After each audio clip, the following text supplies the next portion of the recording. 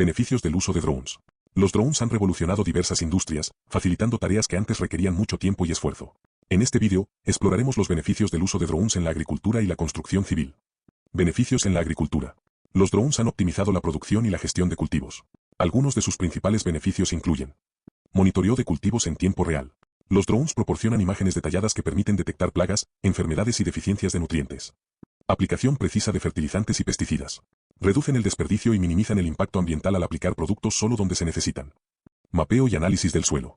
Los drones equipados con sensores pueden evaluar la humedad y la composición del suelo, ayudando a los agricultores a tomar mejores decisiones. Beneficios en la construcción civil. Los drones han mejorado la eficiencia y seguridad en diversos procesos. Inspección y supervisión de obras.